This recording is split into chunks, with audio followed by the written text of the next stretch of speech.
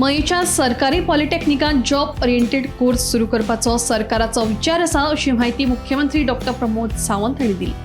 मुख्यमंत्री सावंत हांणी सोमारा सांजे मयीच्या तंत्रनिकेतनात भेट दिवन अभ्यासक्रमाविशीं माहिती घेतली। ह्या वेळार आमदार दोतोर चंद्रकांत शेटये आणि प्रेमेंद्र शेट हजर आशिल्ले।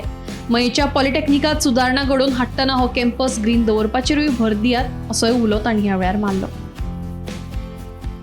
मी मय पॉलिटेक्निकात आयलो म्हणजे बरोबर आमचे आमदार बा प्रेमीन शेट, बिचोलीचे आमदार दोतोर चंद्रकांत शेटये, आमचो प्रिन्सिपल बोरकर आणि त्यांचा पुराय स्टाफ पुराय कॅम्पस विजिट केलो।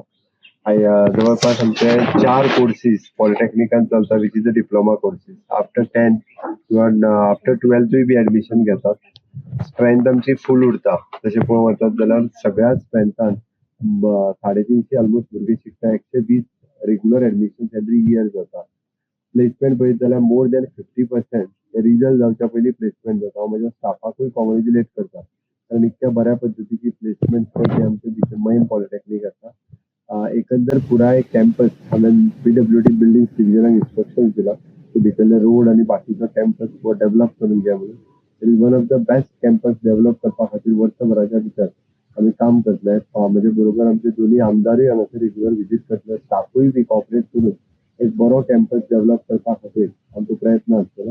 जेणे करून तो एक लायव्ह आणि ग्रीन कॅम्पस तो आपलो उरचो म्हणून आमचो प्रयत्न आसा। हांवें ताका सांगलां की प्रत्येकान एक झाड लावन त्या झाडाची जबाबदारी आमच्या स्टाफानूय घेवची। हांवें ताका इन्स्ट्रक्शन दिला, health coach they will do it अशें म्हाका दिसता। ग्रीन कोर्सेस सुरू करपा खातीर आमचो प्रयत्न आसा। आमी पळयता की आमी हॉस्पिटॅलिटींतले कोर्सेस जे आहा पळय न्ही ते ITIनी सुरू केले। इन फ्युचर पॉलिटेक्निकांनी अशा पद्दतीन जॉब ओरिएंटेड कोर्स हे सुरू करपा खातीर हांवें त्याच खातीर विचारतालो तांकां वॅकंट तेंच्या कडेन प्रिमायसीस कितली उरता ते। आमचे अशे हॉस्टेल वॅकंट आसा ते युटिलायज करून हॉस्पिटॅलिटी रिलेटेड कोर्सेस सुरू करपाचो आमचो संकल्प आसा, तो आमी जाता तितले बेगीन करतले। थँक्यू। गोमंतक टीव्ही खातीर दिवचलच्यान रिपोर्टर तुकाराम सावंत।